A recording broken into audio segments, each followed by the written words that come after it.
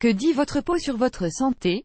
Notre barrière protectrice la plus importante, celle qui nous défend du monde extérieur, est bien évidemment la peau. Elle est considérée comme l'organe le plus important et le plus grand de notre corps. Pour qu'elle puisse nous être d'une si grande aide, il faut bien sûr prendre soin d'elle, et comprendre aussi les signaux qui peuvent nous montrer que quelque chose ne va pas à l'intérieur de nous. Quels sont donc ces signaux? Continuez de lire cet article et vous comprendrez alors quels sont les signes d'alarme qui peuvent survenir sur votre peau et vous en dire plus sur votre santé. Connaître notre peau. La peau peut montrer de nombreuses choses. Une peau sèche et opaque peut être un signe de carence au niveau de l'hydratation ou il s'agit du résultat d'une mauvaise alimentation.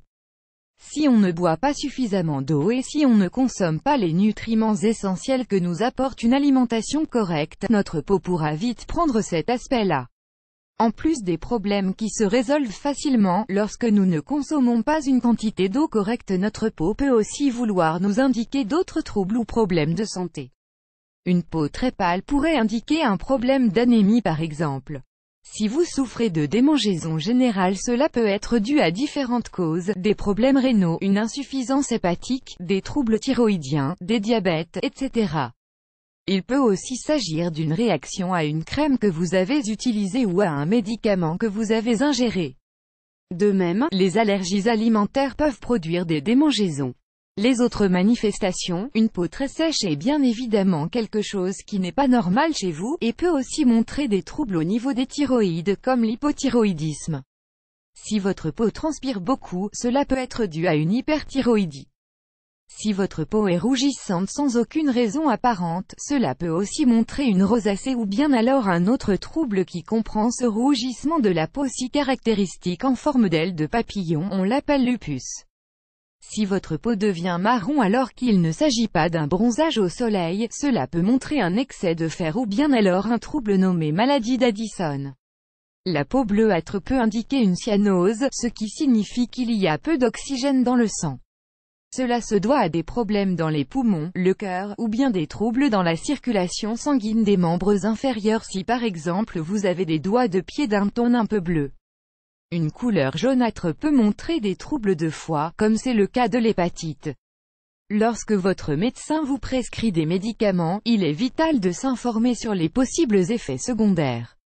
Dans la plupart des cas, les pharmaciens vous préviennent sur ces effets, s'ils peuvent se manifester ou non, chaque organisme est différent. Nous ne réagissons pas tous de la même façon face aux mêmes médicaments.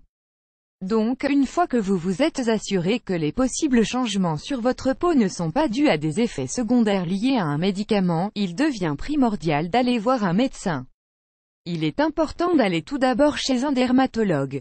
Il saura nous dire si le traitement en question doit être dermatologique ou bien s'il vaut mieux aller voir un médecin car le trouble n'est pas d'origine dermatologique.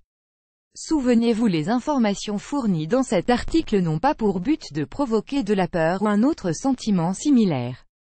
Souvenez-vous, aucune maladie n'est définie que par un seul symptôme. Pensez calmement et analysez ensuite si la coloration ou les autres changements de votre peau se doivent à certains médicaments, ou alors à une situation moins grave.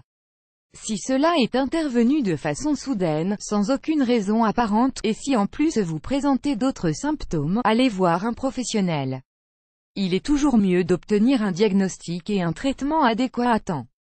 Notre peau en dit beaucoup sur notre santé, et il faut donc bien lui prêter attention car elle est très importante. Souvenez-vous que la meilleure façon de bien prendre soin d'elle est d'avoir une alimentation saine et une hydratation quotidienne suffisante.